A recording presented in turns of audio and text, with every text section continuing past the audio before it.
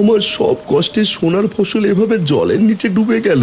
আমাদের ধান খেতে কত ঝাঁকে ঝাঁকে ইলিশ ঘুরে বেড়াচ্ছে। কানাইয়ের ক্ষেতের পচা জলে এত ইলিশ মাছ কোত্থেকে এলো? কখনো ভাবিনি গো এমন সুস্বাদু আর তাজা ইলিশ মাছ খেতে পারবো। নিজের চোখে এই অলৌকিক ইলিশের ঝাঁক দেখে আসবো। নেমে পড়ুন না জলদি, দুজনে মিলে একসঙ্গে ইলিশ ধরি।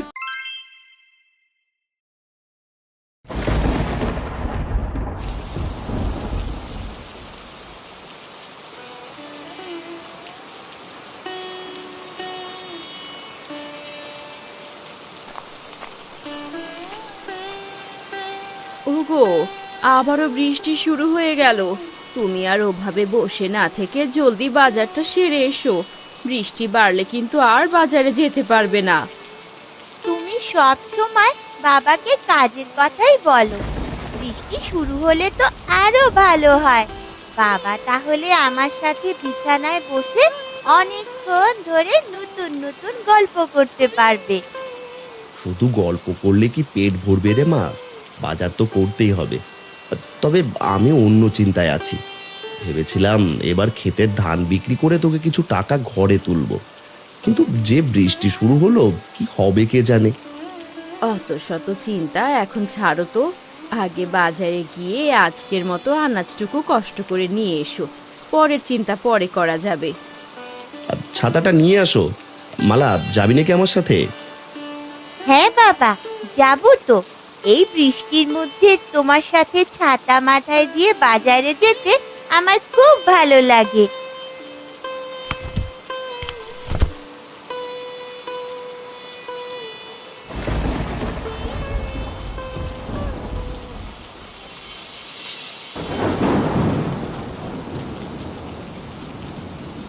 কি দেখা দেয় এই যে বৃষ্টির মধ্যে মাথায় মস্ত বড় ছাতা চাপিয়ে এই বাপ বেটি মিলে কোথায় চললি তোরা? আর বলবেন না, ঘরে চাল ডাল একদম বাড়ন্ত হয়ে গেছে। তাই ভাবলাম বৃষ্টিটা একটু কমতেই বাজারে গিয়ে কিছু বাজার করে আনি। বাজারে যাচ্ছ তা তো ভালো কথা কানাই, কিন্তু সাথে করে আবার ওটাকে কেন নিয়ে চলেছো? তুমি বাপু পারো বটে। এটা কেমন কথা হরিদা? ও আমার কলিজার টুকরো মেয়ে, ওকে সাথে নিয়ে বাজারে না যাওয়ার কি আছে? হ্যাঁ, খুব তো দরদ উতলে উঠছে দেখছি। এখন বাজারে নিয়ে যাচ্ছ, যাও। ওখানে গিয়ে যখন এটা ওটা কেনার বায়না ধরে বসবে তখন বুঝবে কত ধানে কত চাল। মেয়ের বায়না মেটানোর তো বিন্দুমাত্র মুরদ নেই তোমার। এই হরি, তুই চুপ করবি? সব সময় মানুষের সাথে এমন কটু কথা না বললে কি তোর পেটের ভাত ঠিক মতো হজম হয় না? চল চল কানাই, তুই ওর বাজে কথায় একদম কান দিস না। আমারও একটু বাজারে যাওয়ার দরকার ছিল। গল্প করতে করতে একসাথেই যাই, চল।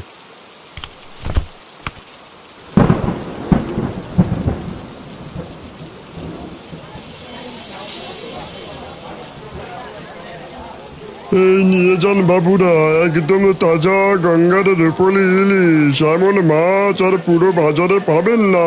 নিয়ে যান রূপলি ইলিশ। ও বাবা, দেখো কত বড় বড় চকচকে মাছ। একটা ইলিশ মাছ কেনো না বাবা। এখান থেকে মাছগুলোর কেমন চমৎকার ঘ্রাণ আসছে দেখো। চল তো দেখি মা, বিক্রেতা কেমন দাম চায় আজ। তোরা কেনাকাটা কর, আমি একটু চা খেয়ে আসি দে।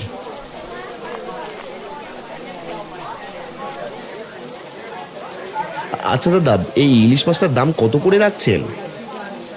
একদম 400 টাকা পড়বে বাবু। এর থেকে 1 পয়সাও কম হবে না। বাজারের সেরা মাছ, নিলে জলদি বলুন। 400 টাকা? ওরে বাবা, এত দাম দিয়ে যদি একটা মাছই কিনি তবে তো অন্য কোনো বাজারই করতে পারবো না। না না, থাক দাদা, আজ আর নেবো না, অন্য আরেকদিন এসে নিয়ে যাব।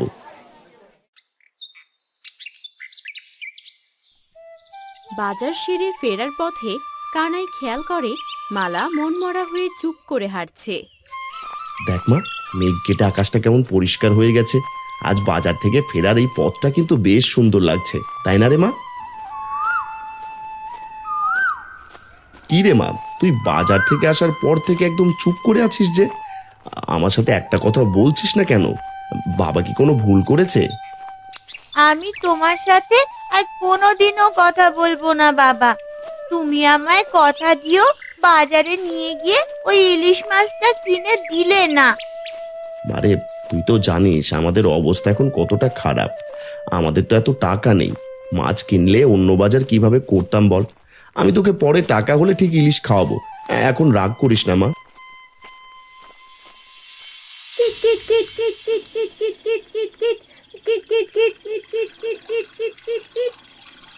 এই যে মালা, একটু এদিকে আয় তো। দেখ তো কড়াইয়ে গরম জলটা একটুখানি চেকে তরকারিতে নুন ঝাল সব ঠিকঠাক আছে কিনা।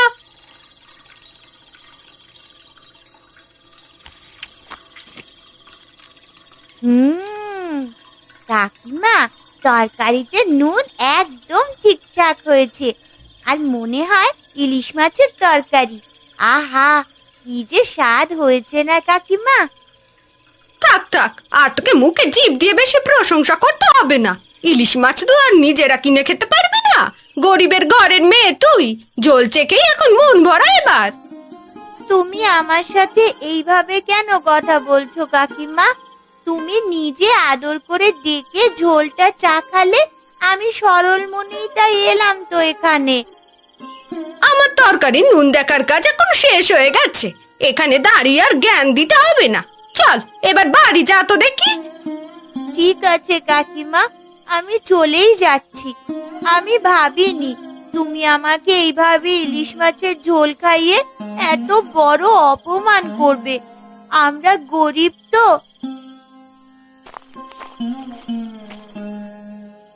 তুই কেন ওনার ডাক শুনে ওখানে গেলি মালা? দেখলি তো তোকে গরিব বলে কেমন ছোট করে কথা শুনিয়ে দিল। মিনতি কাকিমা বরাবরই হিংসুটে। মন খারাপ না করে এখন বাড়ি যা।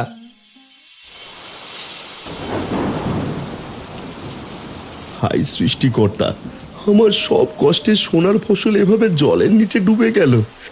এই ফসল বেচে আমি সংসারে দুটো অন্ন জোগাতাম, মেয়েটার বায়না পূরণ করতাম, সব শেষ হয়ে গেল। তোমায় আমি আগেই কত বারণ করেছিলাম কানাইদা, পাকা ধানগুলো যদি তখনই কষ্ট করে কেটে ঘরে তুলে নিতে, তবে আজই দশা হতো না তোমার। আমার হাতে যে তখন ধান কাটানোর মতো একটা টাকাও ছিল না যোগু। ভেবেছিলাম দিনমজুরি করে কিছু টাকা জমিয়ে তারপর লোক দিয়ে ধান কাটবো, কিন্তু প্রকৃতি সেই সুযোগ দিল না। যা হওয়ার তা তো হয়েই গেছে। এখন আর মাঠে দাঁড়িয়ে কেঁদে কি করবে? এভাবে ভেঙে পড়লে চলবে না। এখন বেশি চিন্তা না করে বাড়ি ফিরে যাও।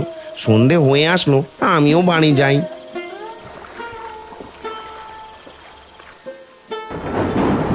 বৃষ্টি থামে। কানাই হেঁটে হেঁটে একটি গাছের নিচে এসে বসে। কানাই লক্ষ্য করে সেখানে একটা কাক অনেকক্ষণ ধরে বসে আছে। ওরে কাক, তুই তো গাছের মগ ডালে বসে সব দেখছিস। আজ আমার বড় কষ্ট। ফসলের সাথে আমার ছোট্ট মেয়ে মালার ইলিশ খাওয়ার স্বপ্নটাও এই জলে ডুবে গেল। আমি আমার মেয়েটাকে বড্ড ভালোবাসি রে কাক। ও কত আশা করে একটু ইলিশ খেতে চাইলো আজ, অথচ আমি এত বড় অভাগা এক বাপ যে তাও আমি কিনে দিতে পারলাম না। আজ মনে হচ্ছে হরিদা ঠিকই বলেছিল। দূর, তুইও আমার দুঃখের কথা না শুনে ডানা ঝাপটে ওভাবে চলে গেলি। অভাগা যেদিকে যায় সাগরও শুকিয়ে যায়। সন্ধ্যা ঘনিয়ে রাত নেমেছে। এদিকে সেই কাকটি উড়ে এসে একটি গাছের নিচে বসে আর পরক্ষণে একটা ভয়ানক ভূতে পরিণত হয়। অনেকদিন পর তোর দেখা পেলাম রে অভাগা কানাই।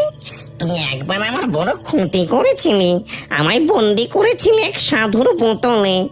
এখন আমার হিংস্র প্রতিশোধ তুই হাড়ে হাড়ে টের পাবি। বাহ বাবা বাবা বাবা, আজ সন্ধে রাতে মস্ত খাটুনির পর হরির বাড়ি থেকে সোনা দানা আর সিন্দুকের সব দামি জিনিস একদম হাত সাফাই করে নিয়ে এসেছি, কেউ টেরও পায়নি। এই মতন চোর, তুই হরির বাড়ি থেকে যা যা চুরি করে এনেছিস তা আমি সব নিজের চোখে দেখে ফেলেছি। এখন আমার কথা না শুনলে তোকে এখনই গ্রামের সবার সামনে চোর বলে ধরিয়ে দেব। আপনি কোত্থেকে এলেন জান তো দাদু? এই গ্রামে তো দেখি নাই কখনো আপনাকে। আমি তোর সব কথা শুনে নিয়েছি, এখন বল আমি যা বলবো শুনবি নাকি নয়তো দিল ভাই চিৎকার। আরে না না, দূর ছাই, চুরির কথা জোরে জোরে বলাই ভুল হয়েছে।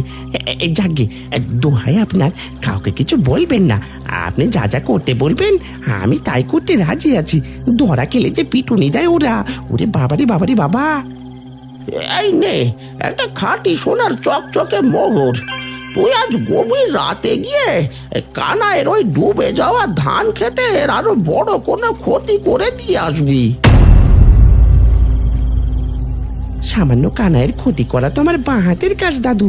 মোহর যখন পেয়ে গেছি তখন আজ রাতেই ওর ডুবে যাওয়া ক্ষেতের 13টা বাজিয়ে আসবো আমি। হ্যাঁ, ওরে বাবা রে, আমার একেবারে সর্বনাশ হয়ে গেল গো। আমি চা খেতে গিয়েছিলাম, কি আমার ঘরে সিন্দুক ভেঙে সারা জীবনের সব জমানো ধন সম্পদ এক নিমেষে লুটে নিয়ে গেল। চোরেরা দেখছি এখন সন্ধেবেলাও চুরি করতে নেমে পড়ে। এখন আর কি হবে গা? আমাদের এই শান্ত গ্রামে ওই কুখ্যাত মদন চোর ছাড়া আর কার এত বড় সাহস হতে পারে যে সিন্ধুকে হাত দেবে? মদন চোরের এত বড় স্পর্ধা, হ্যাঁ, সে আমার সোনা দানার গায়ে হাত দেয়। এই হরির ধন সম্পদ হজম করা চোরের বাপেরও সাধ্যে কুলোবে না। দেখে নেবো আমি ওকে।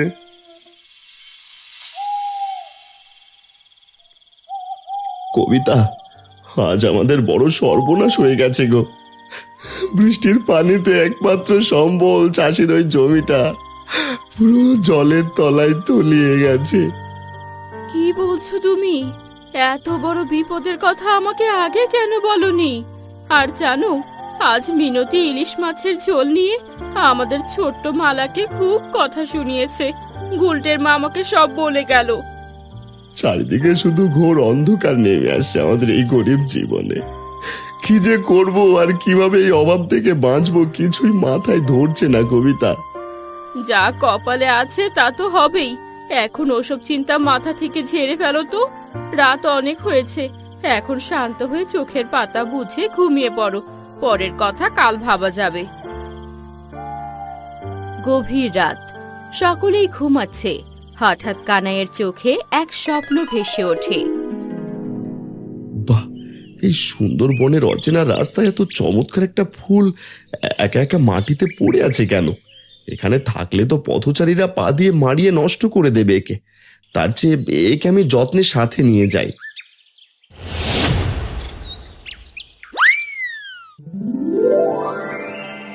তোর মনটা বড্ড পবিত্র আর দয়ালু রে কানাই। আমি তোর উপর খুব প্রসন্ন হয়েছি। এই নে, তোর সততার পুরস্কার হিসাবে তোকে 1 বাক্স খাঁটি সোনার মোহর দিলাম। এতে তোর সব অভাব এক নিমেষে কেটে যাবে। ক্ষমা করবেন বাবা, আমি এভাবে বিনা পরিশ্রমে কোনো ধন সম্পদ নিতে পারবো না। অন্য কারো কাছে এমনি এমনি সাহায্য নেওয়া আমার নীতিতে বাঁধে বাবা। তুই আমার কঠিন পরীক্ষায় 100 ভাগ উত্তীর্ণ হয়েছিস কানাই। আমি মনে মনে শুধু জানতাম তুই একজন পরম সৎ মানুষ এবং লোভ তোকে কোনোদিন স্পর্শ করতে পারবে না। আর কত পরীক্ষা নেবেন বাবা? আমার ছোট্ট সংসারটা যে আর চলছে না, চারিদিকে শুধুই অভাব আর কষ্ট। আমি এখন কি করব আপনিই বলে দিন বাবা। তোর মনের সততা দেখে আমি মুগ্ধ। তুই কি চাস? তোর কি হলে ভালো হবে সেটা আমায় বল। তেমন বড় কিছু চাই না বাবা, আমি শুধু চাই আমাদের এই অভাবের সংসারটা যেন একটু ঠিকঠাক ভাবে চলে। আর আমার ছোট্ট মেয়ে মালার ছোট ছোট বায়নাগুলো যেন আমি পূরণ করতে পারি। তুই যা চেয়েছিস তাই হবে কানাই। মনে রাখিস, যেখানে তোর ক্ষতি দিয়ে শুরু হয়েছিল ঠিক সেখানেই তোর জীবনে পরম সুখের আর আনন্দের দিন শুরু হতে চলেছে। কাল সকালে ঘুম থেকে উঠেই তুই তোর ডুবে যাওয়া ধান খেতে যাবি। দেখবি তোর মনের সব সুপ্ত ইচ্ছে পূরণ হয়ে গেছে।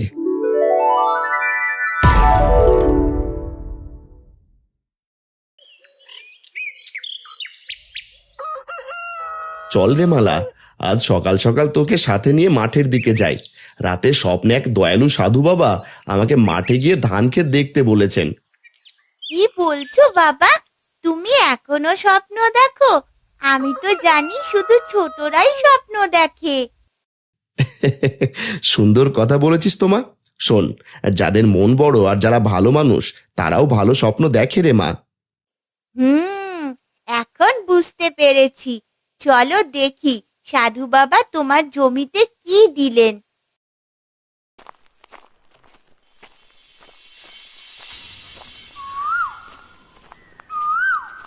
কি গো কানাই, এই সাত সকালে বাপ বেটি মিলে মাঠের দিকে কোথায় যাচ্ছ?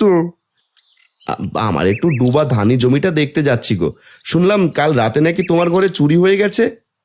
দুঃখের কথা কি আর বলবো ভাই, আমার সারা জীবনের পুঁজি সব শেষ হয়ে গেছে, তাই মনের দুঃখে গাছতলায় বসে আছি।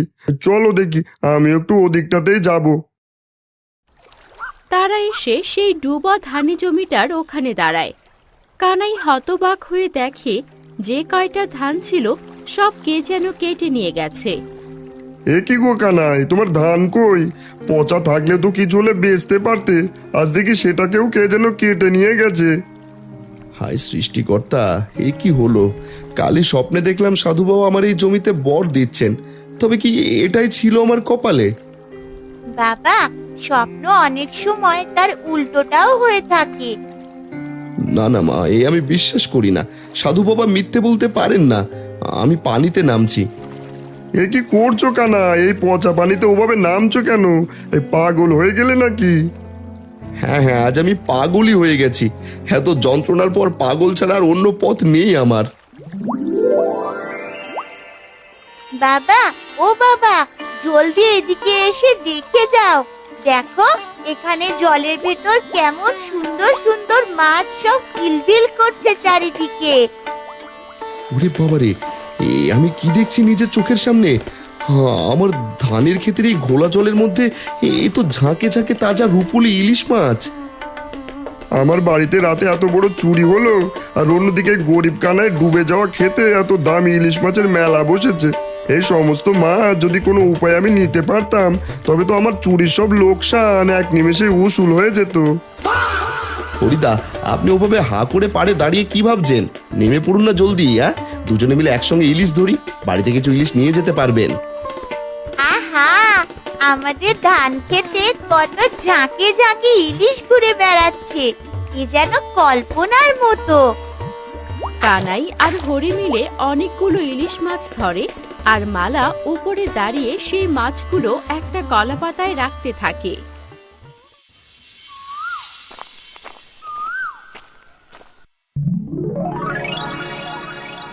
ও মা, এ কি কাণ্ড গো! তুমি সকাল সকাল বাজারে না গিয়ে এত বড় বড় চকচকে ইলিশ মাছ কোত্থেকে ধরে নিয়ে এলে? কেউ কি উপহার দিল নাকি? না মা, বাবা কিন্তু এগুলো বাজার থেকে টাকা দিয়ে কেনেনি। আমাদের ওই ডুবে যাওয়া ধান ক্ষেতের জল থেকে এই রূপালী ইলিশগুলো আমরা নিজের হাতে ধরেছি। ঠিক তাই কবিতা, কাল রাতে স্বপ্নে দেখা সেই সাধু বাবার আশীর্বাদে আমাদের দুঃখের দিন এবার শেষ হতে চলেছে। তুমি জলদি গিয়ে তাজা মাছগুলো সুন্দর করে রান্না করার ব্যবস্থা করো তো। সৃষ্টিকর্তা শেষ পর্যন্ত আমাদের দিকে মুখ তুলে চেয়েছেন। আমার তো এখনো বিশ্বাস হচ্ছে না। আমি আজই দুপুরে রান্না শেষ করে মাঠে গিয়ে নিজের চোখে এই অলৌকিক ইলিশের ঝাঁক দেখে আসব।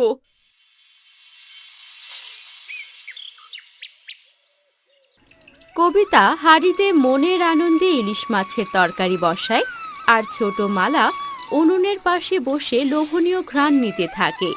রান্না শেষে মালার প্লেটে ইলিশের টুকরো দেয় কবিতা। এই নে মা, তোকেই আগে দিলাম, গরম ভাতে টাটকা ইলিশ ভোনা। মা, আমি এই গরম ভাতের থালাটা নিয়ে একটুখানি পাড়ার মোড় থেকে ঘুরে আসছি, কেমন? তোমরা খাও, আমি এক্ষুনি চলে আসবো। এ কি রে মালা, গরম ভাতের থালায় বড় ইলিশ মাছের টুকরো নিয়ে এই ভর দুপুরে তুই আবার বাইরে কোথায় বের হচ্ছিস? তোমরা খাও বাবা, ঘরের ভেতরে বড্ড গরম লাগছে, তাই একটু বাইরের হাওয়া খেতে খেতে পাড়াটা ঘুরে আসছি। তোমরা চিন্তা করো না। কি রে মালা, হাতে ভাতে তালা নিয়ে আমার বাড়ির সামনে এসে ওভাবে দাঁড়িয়ে আছিস কেন? আর চোখ বড় বড় করে কি দেখছিস? কি দিয়ে খাচ্ছিস শুনি আজ? এই দেখো কাকিমা, আমাদের নিজেদের ক্ষেতে তাজা রূপালী ইলিশ মাছের ঝোল দিয়ে গরম গরম ভাত খাচ্ছি। একটু চেখে দেখো তো কাকিমা, আজ তরকারিতে নুন ঠিকঠাক হয়েছে কিনা। ওরে বাপরে, তুই তো বড্ড ধরিবার আর চতুর মেয়ে দেখছি রে মালা। সেদিন আমি তোকে ডেকে যা কথা শুনিয়েছিলাম, আজ তুই সুদে আসলে আমার কথা আমাকেই ফিরিয়ে দিলি। ইট মারলে পাটকেলের অপেক্ষায় থাকতে হয় গো কাকিমা, মনে কিছু নিও না কেমন। যাই গো, রান্নাটা বেশ হয়েছে। আহা, চুরি করতে গিয়েও শান্তি নেই।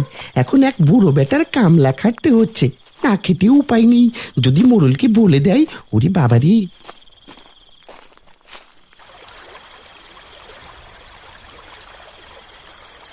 ধান তো কেটে নিয়েছি, কিন্তু এ কি দেখছি, ওরে বাবারি বাবারি বাবা, কানাইয়ের ক্ষেতের পচা জলে এত ইলিশ মাছ কোত্থেকে এলো? এগুলো যদি কোনোভাবে সরাতে পারি, তবে তো চুরির ব্যবসায় করতে হবে না। কি রে মদন চোর, এই ইলিশ দেখে লোভ সামলাতে পারছিস নে? খুবই ভালো কথা। এ কি আবারও আপনি? আপনি কি চান বলুন তো দেখি একবার। ওরে বাবারি, এ যে ভূত, আমায় ছেড়ে দিন। আরে বেটা, ভয় পাস না, তুই শুধু কানাইয়ের ক্ষতি কর। ইলিশের লোভ জেগেছে না, আমি আমার শক্তি দিয়ে সব ইলিশ ধরে দিচ্ছি। এগুলো নিয়ে বাজারে বিক্রি কর। কানাই দেখবে আর কষ্টে ধুকবে, আর আমি হাসবো। আহা, কি একটা উপায়!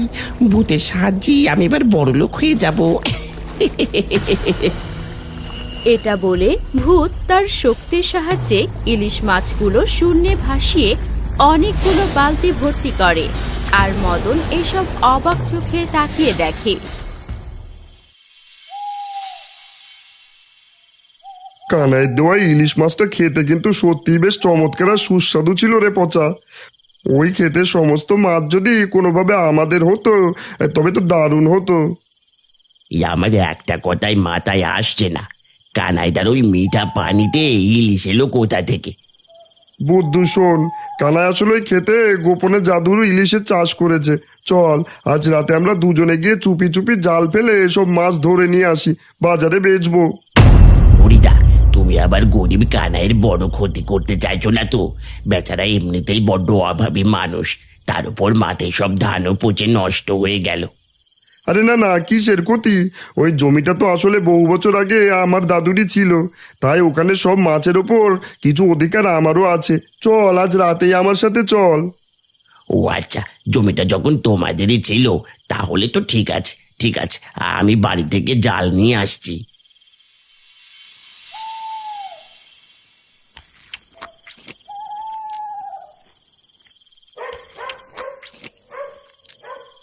কখনো ভাবিনি গো, এমন সুস্বাদু আর তাজা ইলিশ মাছ খেতে পারবো। সবই সাধু বাবার কৃপায় হলো। তুমি তো মুখে বড় বড় কথাই বললে, কিন্তু আমাকে তো আর ওই অলৌকিক ইলিশের ঝাঁক নিজের চোখে দেখতে মাঠে নিয়ে গেলে না। কাল কিন্তু আমাকে অবশ্যই নিয়ে যাবে। ও, আমি তো আনন্দের চোটে একদমই ভুলে গিয়েছিলাম কবিতা। ঠিক আছে, কাল সকালে ঘুম থেকে উঠেই আমি তোমায় নিজের সাথে করে খেতে নিয়ে যাব। হ্যাঁ,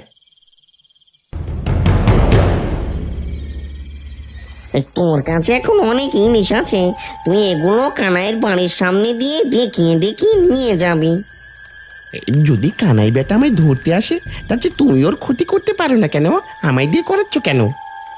না না না না না, আমার সেই সাধুকে বড্ড ভয় লাগে গো, তার জন্যই আমি লোকে লোকে তোকে দিয়ে কাজ করাচ্ছি। ভূত বেটার দুর্বল জায়গা বেরিয়েছে এতক্ষণে। আগে পুঁজি করে নি। ঠিক আছে, আমি মাছের হাঁড়িটা একটা করে সরিয়ে নিচ্ছি। সেই মুহূর্তে সেখানে হরি আর পচা আসে। তারা দেখে মদন চোরের সামনে অনেকগুলো ইলিশ ভর্তি হাঁড়ি সাজানো, আর সামনে দাঁড়িয়ে আছে এক বিশাল ভূত। ওরে বাবা রে, মাছ চুরি করতে এসে দেখছি বিপদে পড়েছে। হ্যাঁ, এই যে জ্যান্ত ভূত সামনে দাঁড়িয়ে আছে। এ, আমিও তো তাই ভাবছি গো হরিদা, এখন পালানো ছাড়া আমাদের আর কোনো পথ খোলা নেই। কোথায় পালাবি তোরা? এই গভীর রাতে তোদের এত বড় সাহস যে তোরা আমার কাজের মাঝে এসে বিঘ্ন ঘটাস। তোদের আজ মেরেই ফেলবো আমি। দয়া করে আমাদের মারবেন না, আমরা তো কানাই বেটার ইলিশগুলো চুরি করতে এসেছিলাম। শেষ পর্যন্ত মুখ ফসকে সত্যিটা বেরিয়েই পড়লো হরিদা। চুপ কর, আগে ভূতের হাত থেকে বাঁচি। ও, তাহলে তুইও আমার মতো ওই অভাগা কানাইয়ের চরম ক্ষতি করতে চাস? তবে তো তুই আমার দলেরই লোক। তোকে আজ আমি ছেড়ে দিলাম, কিন্তু গ্রামে গিয়ে কানাইকে কিচ্ছু বলবি না। যা যা যা, দৌড় দে। হরিদা, আমরা এই যাবৎকাল কানাইদার সাথে বড্ড অন্যায় আর পাপ করেছি গো। এবার অন্তত আমাদের সব পাপের প্রায়শ্চিত্ত করতে ওর পাশে দাঁড়িয়ে একটুখানি সাহায্য করা উচিত। তুই আজ একেবারে ঠিক কথাই বলেছিস পচা। এমনিতেই ভারী বর্ষায় বেচারার পুরো ধান নষ্ট হয়ে গেল, তার উপরে এই ভূত আর চোর মিলে ওর ইলিশ মাছগুলোও কেড়ে নিল। হ্যাঁ হরিদা, আর তাই আমাদের আর এক মুহূর্ত দেরি না করে সোজা গ্রামের মোড়ল মশাইয়ের বাড়িতে যাওয়া উচিত। উনি একমাত্র ওই শয়তান ভূত আর চোরের হাত থেকে কানাইকে বাঁচাতে পারবেন। রে হরি, তোরা দুজনেই গভীর রাতে এভাবে হাঁপাতে হাঁপাতে আমার উঠোনে কেন এসেছিস? হ্যাঁ, গ্রামে কি কোনো বড় ডাকাত পড়েছে? মোড়ল মশাই, এক চরম অন্যায় হচ্ছে আমাদের গ্রামে।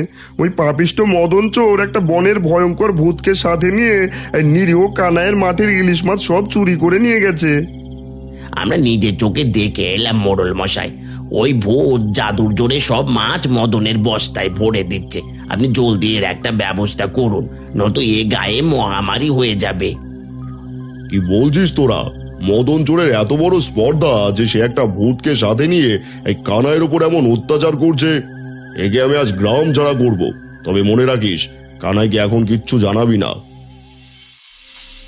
পরের দিন সকালবেলা কানাই, কবিতা আর মালা সেই ধান খেতে যায় কবিতাকে মাছ দেখাতে, কিন্তু গিয়ে দেখে কোনো মাছই নেই।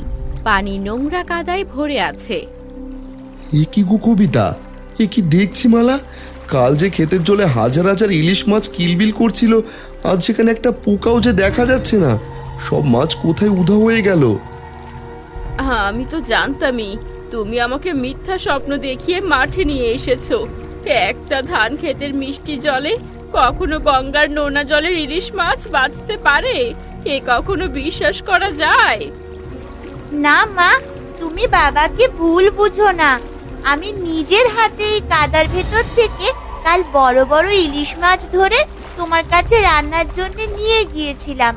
এখানে সত্যি মাছ ছিল।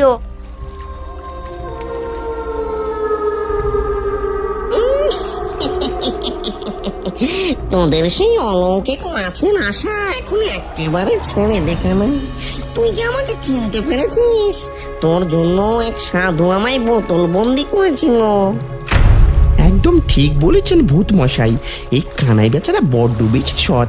এবারও সব মাছ চুরি করে আমি বাজারে বেচে বড় লোক হয়ে যাব। ওর অহংকার সব এক নিমেষে ভেঙে চুরমার হয়ে যাবে। তুই তো একটা আস্ত পাপী আর শয়তানের সাথে এই ভূত বেটাকে জুটিয়েছিস, তোদের নিস্তার নেই। অত বড় বড় কথা বলিস না কানাই। আজ তোকে এই মাঠের মাঝেই আমি একেবারে শেষ করে দেব। খবরদার শয়তান, তুই যদি আমার বাবার গায়ে একটা আঁচড়ও কাটিস, তবে আমি লাঠি দিয়ে তোর মাথা গুঁড়ো করে দেব। পুচকে মেয়ের কথা শোনো। তবে এই দেখ আমার ক্ষমতা। যখনই ভূত তার জাদু প্রয়োগ করতে যাবে, ঠিক তখনই মোড়লের লাঠিয়াল চারদিক ভূতকে ঘিরে ফেলে। এই লাঠিয়ালরা, চারদিক থেকে জলদি ঘিরে ধরো ওই বদমাশ মদন চোর আর ওই ভূতটাকে। আর মদন চোর, তোর এমন শাস্তি হবে যে গায়ের লোকের কাছে ইতিহাস হয়ে থাকবে। ওরে বাবারে, কি বিপদে পড়লাম! বেটা ভূতের কথা শুনে থেকে আজ আর নিস্তার নেই। ও ভূত মশাই, কিছু একটা করুন। তোদের এত বড় সাহস যে তোরা লাঠিয়াল নিয়ে এসে আমার কাজের মাঝে বাধা দিস? দাঁড়া দাঁড়া, তোদের ব্যবস্থা করছি।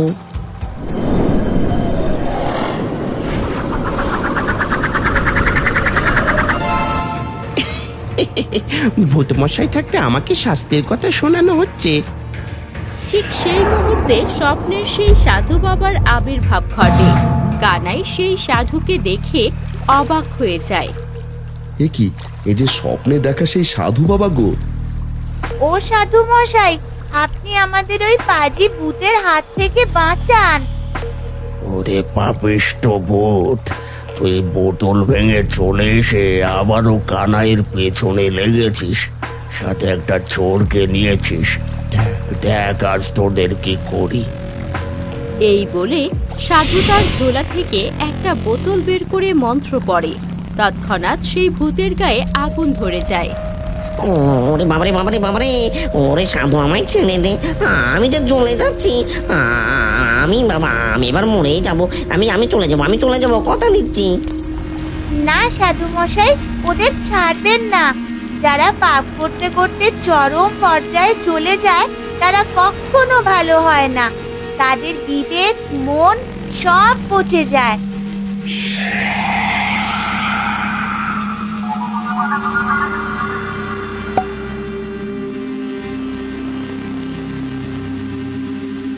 এবার আজীবন এই বোতলে থাকবি, আর বের হতে পারবি না। এবার মদন চোরের পালা। এর শাস্তি আমাদের হাতে ছেড়ে দিন সাধু বাবা, আমরা এই বেটাকে আজ ইতিহাস বানাবো। ঠিক আছে, আমি এবার চলে যাচ্ছি। আর কানাই, তুই ভাবছিস মাছ একটাও নেই কেন? ওরা নিয়ে নিলেও তুই আবার গিয়ে দেখ ইলিশের ঝাঁক এখনো আছে।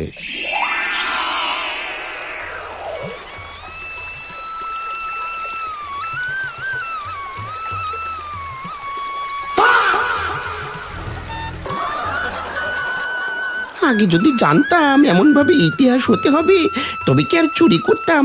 শুরুটাই হয়েছিল হরিদার ঘর থেকে চুরি দিয়ে। কি বললি? তুই তবে সব চুরি করে নিয়েছিস আমার? হ্যাঁ বেটা, আমি মোড়লকে বলবো তোকে যেন এইভাবে 7 দিন বেঁধে রাখে। দরকার হলে খাওয়া পানির ব্যবস্থা আমি করব।